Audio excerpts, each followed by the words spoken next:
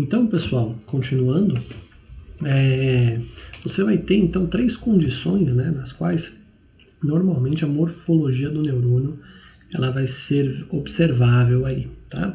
Você tem uma condição chamada de pseudo-unipolar, né, na qual você vai ter então a apresentação aí de um neurônio, na qual o corpo celular ele se localiza aqui centralizado, né? E ele tem um prolongamento único, porém, esse prolongamento único logo se bifurca, né? Você pode perceber aqui, logo se divide, e você tem uma extensão que segue central, né, para o sistema nervoso central, e outra extensão que segue para o sistema nervoso periférico. O neurônio do tipo bipolar, por sua vez, né, você vai ter um corpo celular localizado centralmente, com a presença de dendritos, né, de certa forma bastante distanciados desse corpo celular, né, e na sequência o axônio que segue para o sistema nervoso periférico. E o neurônio do tipo multipolar, que é o neurônio mais comum, né, mais frequente no sistema nervoso, né, no tecido nervoso, na qual você tem dendritos que rapidamente se aproximam aqui do corpo neuronal, né, do pericárdio, e um axônio que segue para o sistema nervoso periférico. Nesta imagem, na sequência, então, a gente passa a compreender a importância funcional de um neurônio, tá, galera? Isso aqui é um ponto bem importante que eu aconselho muito forte que você preste bastante atenção. Eu vou estar grifando aqui, ó, alguns detalhes bacanas aí para você, ó. Então, os neurônios, eles são responsáveis, né? Isso aqui é um ponto bem bacana, pela recepção. Então, eles recepcionam estímulos, tá? Esses estímulos recepcionados, eles são oriundos normalmente do meio, então algo que é visto, algo que é sentido, né? Tanto pela paladar, tanto pela pele, né? Algo que é sentido pelo cheiro, né? Olfato. Algo que é ouvido, né? Você está ouvindo eu, por exemplo, você está tendo um estímulo, tá bom? É transmitido via neurônio, então eles têm essa função de transmissão, né? Eles processam, né? E aí eles geram uma resposta, né, para esses estímulos, tá, galera? Então, os neurônios, eles são células aí muito importantes nessa função, tá bom? Além disso, né, eles influenciam em diversas atividades do organismo e liberam essas moléculas aqui chamadas de neurotransmissores, né, galera? Para alguns, né, mais, vamos dizer assim, frios, o sentimento, ele é basicamente uma manifestação da química dos neurotransmissores, tá? Eu digo mais frios porque eu compreendo perfeitamente bem que no curso de psicologia, sentimento é algo extremamente relevante, amplamente discutido, né? E a gente não pode generalizar dessa forma. Mas para uma perspectiva aí, vamos dizer assim, médica, fisiológica, né, você vai compreender que os neurotransmissores, eles são de fato, né, os responsáveis pela manifestação de determinadas condições psicológicas e também físicas oriundas dessas condições psicológicas, tá? E o que são esses neurotransmissores? Por exemplo, nessa bela ilustração aqui, você está vendo 2 botões sinápticos, que são os finais do axônio de um neurônio. Agora vocês já sabem o que é o axônio, né? Não, professor, eu esqueci o que é o axônio. Olha lá, pessoal, o axônio é essa porçãozinha aqui, ó, né? Então é isso aqui, o axônio todo, o botão sináptico está aqui, tá bom? Então você está vendo isso aqui, beleza? Então você está vendo 2 botões sinápticos e entre eles você tem uma sinapse, né? Que é a comunicação entre os neurônios aqui, ó. E a presença, ó, de moléculas, tá vendo? Moléculas informacionais, os neurotransmissores, entendeu? E aí o que acontece? As moléculas elas ficam armazenadas em vesículas, ó, em bolsinhas aqui dentro do botão sináptico. Elas são liberadas quando algum estímulo oriundo aqui, ó, do meio externo acarreta na liberação delas. Nessa ilustração, íons cálcios penetraram no botão sináptico, né, lá na membrana citoplasmática do neurônio, fizeram com que essa vesícula neuronal aqui, ela liberasse o neurotransmissor na fenda sináptica, aqui, ó, tá vendo? Então, ó, penetrou, se aproximou, liberou, porque ela se funde, né, com a membrana citoplasmática e libera. E aí ele liberou. O neurotransmissor está na sinapse aqui, está na fenda sináptica, ele vai ser direcionado até um receptor. esse receptor está em outra célula já, tá? Está em outra estrutura já. Mas esse receptor, ele vai receber, porque ele é um receptor, esse neurotransmissor, e quando ele recebe, ele permite, então, né, que eles são específicos, tá, pessoal? O receptor deste neurotransmissor aqui, ó, por exemplo, vamos chamar esse neurotransmissor de serotonina. É só um exemplo, tá? Não é que seja, é só um exemplo para você entender. Então, esse neurotransmissor aqui é a serotonina. Então, o receptor é específico para a serotonina. Ele só consegue receber serotonina ou moléculas que tenham a mesma formação, constituição e estrutura da serotonina. Entendeu? E aí, quando ele recebe essa molécula de serotonina, esse neurotransmissor hipotético que estamos falando, ele abre uma portinha aqui, ó, que permite a entrada de, por exemplo, de sódio. E essa entrada de algum íon, de alguma molécula nessa outra estrutura, nessa outra célula, vai modificar todo o comportamento aqui dentro, fazendo com que esse comportamento seja expresso para outras células e assim progressivamente. Entendeu? Um fato interessante de você compreender dessa sistemática é que, por exemplo, se fosse de fato uma serotonina e você tomasse um antagônico de serotonina, ele ia vir aqui bloquear. E aí não deixava que a serotonina viesse, ela ia vir bater e ia voltar. E aí essa pessoa não ia permitir a entrada dessa outra molécula aqui, do sódio, no caso, entendeu? Então alguns medicamentos, né, psicofármacos aí, eles vão atuar principalmente bloqueando receptores, né, de neurotransmissores, perfeito. Então aí você já tem mais uma informaçãozinha que ao longo do nosso curso, né, de neurofisiologia vai ser aprofundado, tá? Não precisa ficar preocupado com isso não. Mas aqui é uma informação aí de entrada para você. Aqui eu estou explicando a mesma situação, tanto é que eu mantive a imagem, entretanto com uma outra situação que pode acontecer, tá, pessoal? Então, às vezes um neurotransmissor ele se liga no receptor, né? Perceba que, ó, para vocês que lembram de biologia lá, aqui é uma membrana, né, citoplasmática, ó, uma biomembrana que está revestindo o citoplasma, né? Está delimitando o citoplasma. Então aqui é uma membrana citoplasmática, tá? Isso aqui é uma proteína da membrana, beleza? Então esse neurotransmissor ele veio, se associou a esse receptor na membrana citoplasmática. Esse receptor ele tem proteínas associadas a ele, que quando ele é ativado pelo neurotransmissor, essas proteínas podem se desprender por qualquer situação aí, né? Serem fosforiladas, enfim. Que vai acontecer o seguinte, elas vão para outro receptor que vai ativar vários mecanismos e ao ativar vários mecanismos gera uma resposta diferenciada, né? Então às vezes não é algo muito simples, não, é algo muito complexo que envolve várias proteínas. Por isso que alguns medicamentos eles são muito mais fortes, muito mais específicos que outros para determinadas condições, tá? Mas isso, pessoal, volto a dizer, é o general, né? A gente tá bastante tranquilo, a gente tá bastante generalista, geralzão, então você ainda vai ver, aprofundar ainda mais, tá? Mas agora você compreende qual é as estruturas básicas envolvidas, você sabe qual é o mecanismo básico envolvido, você sabe da importância da biologia aí, dos receptores, né?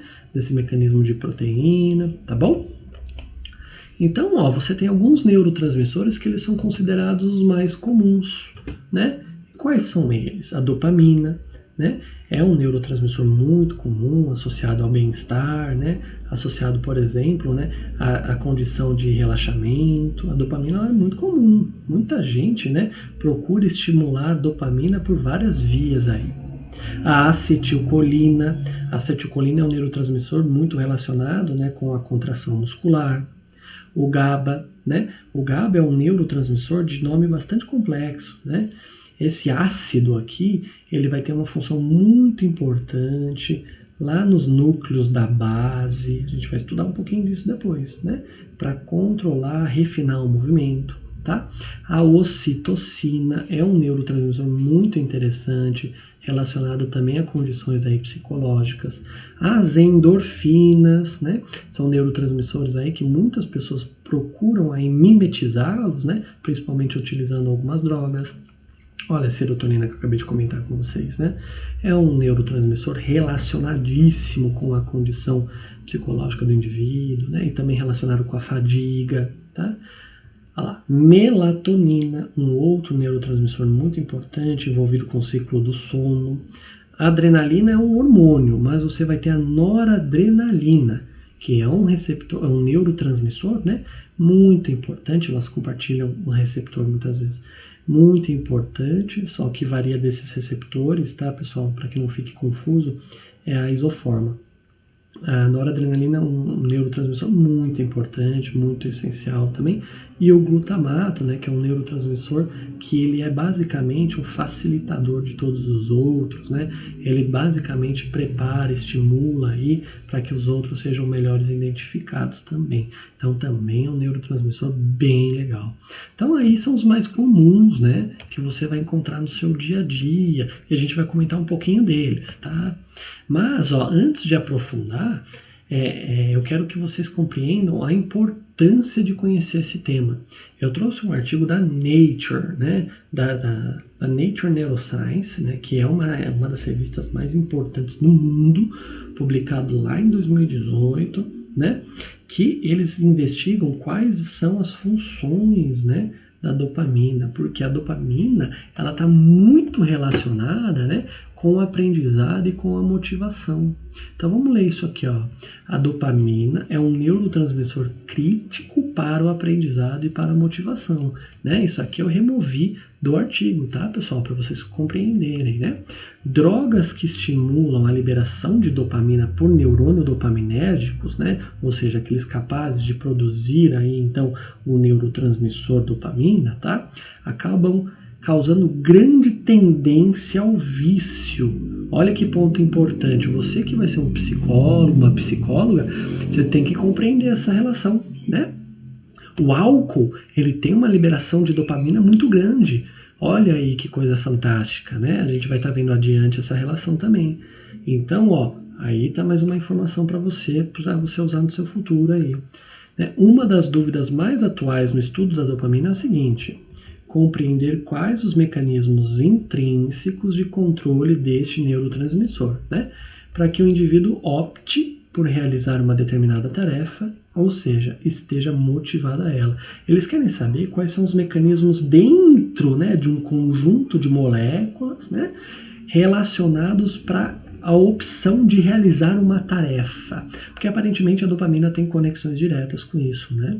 Ou seja, o indivíduo ele se sente motivado para realizar uma tarefa porque tem a presença ou a ausência de uma determinada quantidade de dopamina. Olha que coisa fantástica, né? Olha que coisa interessante, né? Então, além disso, né, eles ainda continuam. Quais são os mecanismos que fazem com que se opte por algo que traga recompensa ou não, né, ao animal, no caso o ser humano. Eles querem saber qual é a relação da dopamina por escolher algo que traz recompensa ou não para você executar uma tarefa. E isso é muito interessante porque o indivíduo que é viciado numa determinada droga, ele pode consumi-la por conta da sensação de recompensa que essa droga lhe causa. Consegue compreender essa importância? Não justamente porque ele tem qualquer outra relação, né, com a droga, mas sim pelo mecanismo neural de recompensa que aquilo lhe traz. E esse ponto ele é muito importante para você como psicólogo, porque compreender que as pessoas, de uma certa maneira, elas acabam agindo buscando uma recompensa ou evitando frustrações, isso tem relação direta com a neurobiologia, né? E aí a gente pertence à neurofisiologia, você vai perceber que se uma pessoa busca uma recompensa ou evita uma frustração, tem conexões diretas com a porcentagem de um determinado neurotransmissor, que neste caso é a dopamina, né? Olha que coisa fantástica, né? Olha que coisa interessante. E aí tem um outro estudo, né, que é o Dopamine and the Alcoholism, né, que eles têm uma conexão muito bacana, muito bem escrito esse estudo também, na qual você vai ter o abuso do etanol e as modificações da expressão de dopamina. Então, o indivíduo que abusa do etanol, né, o alcoólatra em si, ele vai ter uma grande liberação de dopamina quando ele consome aquele produto, né, aquela droga, vamos dizer assim. E o que isso tem a ver, professor? Tem a ver que quando você estiver atendendo uma pessoa que consome etanol em excesso, né, você tem que lembrar que ele está buscando principalmente, né, a recompensa que essa dopamina está associada a ele. Por isso que muitos que consumiam etanol em excesso, muitas vezes passam a praticar esportes em grande quantidade, porque a liberação de dopamina também é muito grande no esporte, né?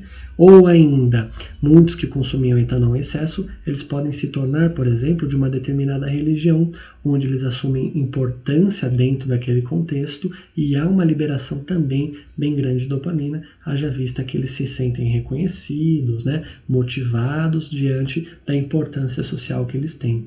Olha como é fantástica a neurofisiologia, né? Olha como é fantástica essa relação aí, tá bom? E tudo isso acontece aonde, Vitor? No sistema nervoso, no tecido nervoso, lá nos neurônios, né? Um outro artigo da Nature, né, publicado em 2015, esse no caso.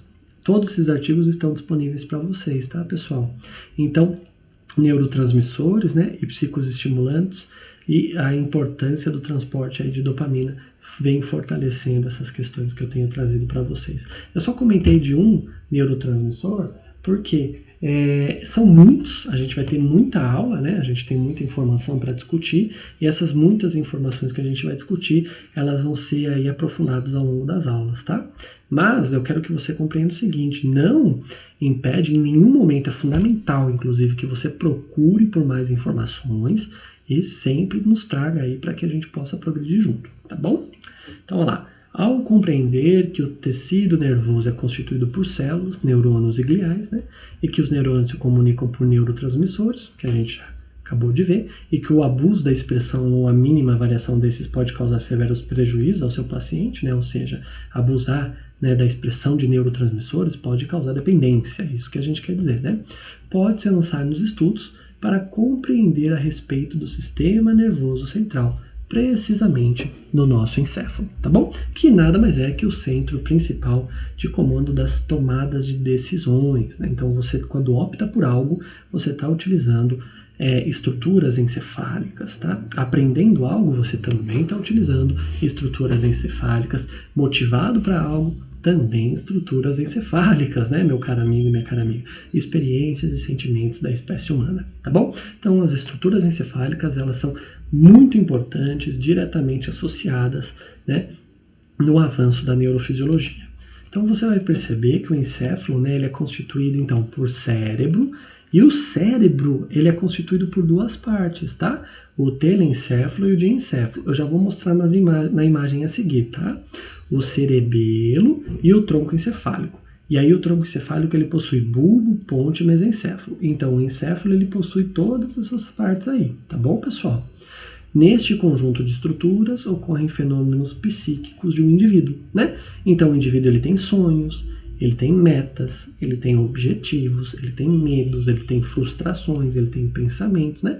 Ele se movimenta, ele programa um pensamento, ou melhor, ele programa um movimento antes de executar, né?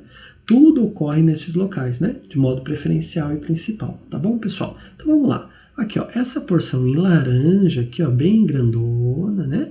Bonitona, né? Essa porção aqui, ó, que a gente vai chamar de depois de corpo caloso, né? Essa área septal aqui, tudo isso aqui bonitão, a gente vai chamar de telencéfalo, tá?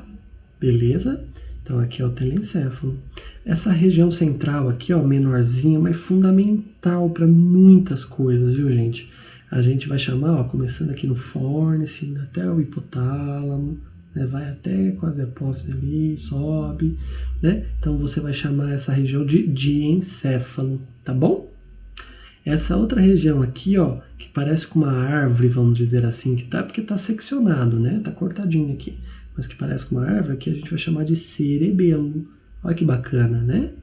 E, ó, essa outra área aqui, você vai chamar de tronco encefálico, onde você vai ter bem pertinho do diencéfalo, mesencéfalo, a ponte e o bulbo. Abaixo do bulbo você já tem a medula espinal. Entendeu? Então aqui você está vendo as estruturas que compõem o encéfalo de uma pessoa. E nessas estruturas, é claro, em várias conexões, né? Essa pessoa sonha, ela sente medo, ela tem um objetivo, tá? Então tudo isso aqui, ó, faz basicamente uma pessoa ser o que ela é, tá? Isso aqui é um ponto bem legal, bem importante. O telencéfalo, né, conhecido como cérebro popularmente, então você sabe, quando você olha essa imagem, você fala, isso aqui é um cérebro. Né? Então, o telencéfalo, né, ele pode ser observado abaixo, né, como a gente vai vendo essas imagens, assim, e aí você vai perceber que ele é constituído por sulcos e giros. Né? O que são os sulcos? Então, meu caro amigo e minha cara amiga, quero que você perceba, sulcos são essas fissuras aqui, ó, são essas fissuras, tá? Isso são sulcos. Você tem várias fissurinhas aqui, ó, né? Aqui, ó, várias fissurinhas, né? Aqui você também tem um sulco do cíngulo, várias fissurinhas, né? Sulco pré-central. Então você tem vários sulcos aí, várias fissuras aí que vão destacando no seu nessa ilustração. E o que são os giros, professor? Vamos usar outra cor para que fique bem ilustrado para você. Os giros, né, são essas circunvolações aqui, ó, essas porções mais carnosas aqui, ó. Então, ó, aqui é um giro, ó, giro frontal medial, entendeu? Giro frontal superior, aqui, ó, giro pré-central, giro pós-central, entendeu? Aqui, ó, giro temporal inferior, e aqui você já tem o médio, e aqui você já tem o superior. Entendeu? Então, o cérebro, meu caro amigo, né, que é popularmente conhecido, o telencéfalo, agora a gente já pode chamar, ele tem vários giros e sulcos. E por que ele é assim? Porque os sulcos e os giros permitem que aumente muito a área do cérebro, de modo a não aumentar o seu volume. Entende? Então aqui é um cérebro bastante, né? Você tem bastante área, porque você vai aprofundando dentro desses sulcos, mas não aumenta tanto o volume, né? De modo que ele fique desse tamanho, dessa proporção adequada, tá bom?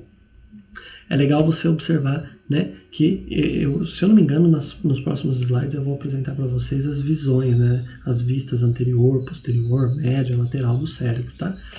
Mas é legal você observar que essa aqui é uma vista lateral, que você está vendo o cérebro, né, o telencéfalo de lado, tá? Você está observando aqui as estruturas, os giros, né, os sulcos de uma maneira lateral. E aqui é uma vista medial, mas eu acho que eu apresento para vocês isso daí. Isso aqui é tema de anatomia, tá, galera? Essas vistas, né, essas observações da posição em anatomia. Em neurofisiologia eu estou passando para vocês, porque pode ser que muitas vezes você não tenha aprendido isso aí em detalhes, tá bom?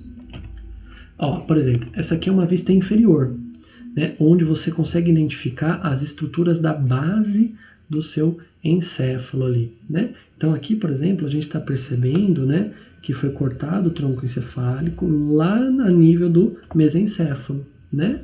E por quê, professor? Porque a continuidade aqui seria a ponte e o bulbo. Professor, eu não lembro o que é isso, ó. Então, cortou mais ou menos nesse nível aqui, ó. Tá, pessoal? Esse nível aqui, porque essa ponte e o bulbo já não estão mais ali, né? Ó, como você pode ver, tá bom? E aqui você está vendo embaixo do cérebro, onde você percebe legal aqui, ó, por exemplo, né? A fissura longitudinal do cérebro, ó. Ela é uma fissura que atravessa o cérebro todo. Se eu cortar aqui, ó, e eu olhar neste ponto aqui, eu vou ver medial o cérebro, entendeu? Se eu olhar neste ponto aqui, eu vou ver lateral. Eu não sei se o amarelo está dando para enxergar direito, tá, pessoal? Mas eu acho que a ilustração aí vocês conseguem identificar, tá bom? E aqui é uma vista inferior, onde você percebe bem legal algumas estruturas, né?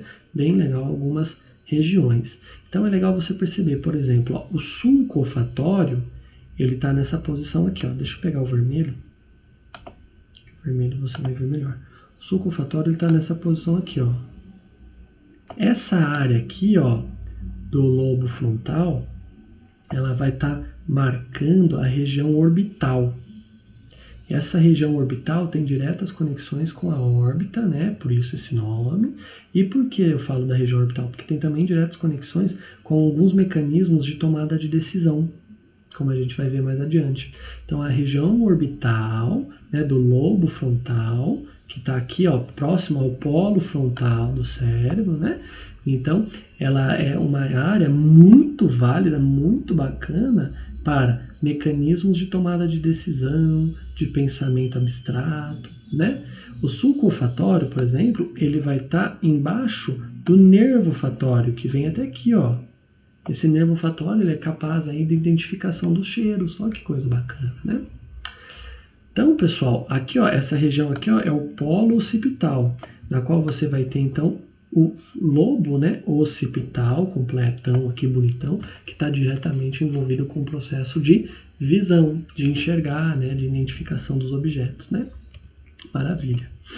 Você vai perceber também, né, que no sistema nervoso, lá no encéfalo, lá no diencéfalo, você tem duas camadas, né? Uma camada mais externa, que é chamada de camada cinzenta ou cortical, né? Uma camada mais interna, que é uma camada branca, né? Medular, vamos dizer assim. Essa camada mais cinzenta é o córtex cerebral, tá, pessoal? O córtex do telencéfalo. Essa camada branca você vai ter então a presença dos axônios, agora você já sabe, você já aprendeu, né, ricos em bainha de mielina, que vai servir para a comunicação dessa camada cinzenta com outras áreas, por exemplo, com essas regiões centrais aqui, ó, cinzentas também, chamadas de núcleos, né? Núcleos encefálicos ou núcleos da base, tá bom? Então isso também é um outro ponto importante aí que vale a pena a anotação. Lá na camada cinzenta, né, então lá no córtex cerebral, você vai ter várias camadas dentro dessa própria camada, precisamente 6 camadas. E as camadas mais importantes dessas camadas são constituídas por células granulares, que elas têm a função justamente de secretar grânulos, né, para modificação de algum estado, de alguma condição celular. E ainda nessa camada cortical, você vai ter áreas específicas, né, de atividade voltada para alguma função física ou psicológica do indivíduo. Por exemplo, a área 4, aqui, ó, localizada à frente do sulco central, né, ela é uma área, então, está no giro pré-central, envolvida com a motricidade da pessoa, né? O pensamento de que quero fazer um determinado movimento tem conexões da área 4 com a área 6, né? Esse aqui é o giro, então, frontal superior e o giro frontal médio, né? Então, a área 6 nessa área aqui. A área 5, por exemplo, né, após o sulco central, você vai ter conexões diretas, né, com as sensações, né, no giro pós-central. Então, meu caro amigo, minha cara amiga, essas informações elas vão ser muito mais detalhadas, né, ao longo das próximas aulas, né? Isso aqui é a nossa introdução, mas é muito importante que você compreenda aí essa introdução inicial, né, esse aspecto aí generalista, para que você possa ir aprofundando, tá bom? Ó, lá então na camada branca, ou melhor, na substância branca do cérebro, né, substância branca medular, você vai ter fibras de associação que comunicam áreas cerebrais, né? Então elas vão estar comunicando uma área com outra e é dessa forma que os estímulos chegam a diferentes regiões, né, pessoal? É por essas fibras aqui, ó, né, constituída aí de axônios ricos em mielina, né, que as comunicações são feitas também, tá bom? Então aqui nessa camada branca, nessa substância branca medular do cérebro, vamos dizer assim, você tem fibras de associações, tá bom? Aí você tem várias fibras, você tem as fibras curtas, você tem o fascículo longitudinal superior, né? Você tem o fascículo longitudinal inferior, né? Você tem o fascículo uncinado e por meio desses o fascículo cingulado, cíngulo, né? Por meio desses fascículos é que há as comunicações, tá? É bem importante, é bem válido e tudo isso vai ser aprofundado ao longo das aulas, beleza? Então, após saber tudo isso, né, vamos fazer um breve resumo aí que a gente está nesse momento do resumo. A gente pode saber o seguinte, né, os sentimentos eles podem ser visualizados em manifestações físicas, né, haja vista que a gente conseguiu detalhar esse aspecto para você. O tecido nervoso ele é responsável por essa ação e efetuador dela, né, ele controla os órgãos efetuadores dela, melhor dizendo. O sistema nervoso central atua frequentemente nas manifestações de ordem psicológica, cognitiva e mental, né, pessoal, como a gente comentou, e em diversas situações de ordem motora, né, salvo alguns reflexos aí, que é um outro ponto que a gente detalha mais para frente também. A anatomia do sistema nervoso ela é complexa, né? Haja vista a complexidade relacionada a todo esse sistema, né, galera? E as variações nas expressões e reconhecimentos dos neurotransmissores podem afetar demais a vida de uma pessoa, e o exemplo legal que a gente usou foi a dopamina. Então, como é que eu posso aplicar esse conhecimento, né?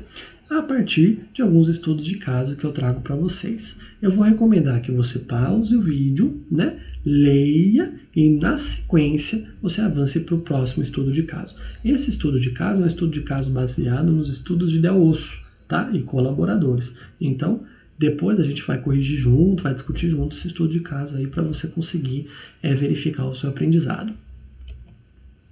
Esse outro estudo de caso é um estudo de caso muito famoso, que eu coletei do estudo de Espiridião e Antônio Colaboradores, publicado em 2008, e é sobre Phineas Gage, né, que era um trabalhador na qual sofreu um acidente muito interessante, triste para ele, né, mas para a neurologia muito interessante de uma perspectiva de pesquisa, né, e eu recomendo que você leia e responda também. Posteriormente a gente corrige. Nesta aula eu usei esses materiais, né? Eu usei o manual Merck de Medicina, e usei o livro de Histologia Básica do Junqueira e Carneiro, usei o livro de Neuroanatomia do Machado, o Atlas Netter de Anatomia Humana e o livro do Guyton de Fisiologia Humana, né, galera? Além dos artigos que eu referenciei ao longo da aula. Foi um grande prazer estar com você. Eu espero que nós possamos nos encontrar em breve. Caso você tenha alguma dúvida, por favor, me mande no e-mail e eu espero encontrá-lo na próxima aula também. Um forte abraço e muito obrigado!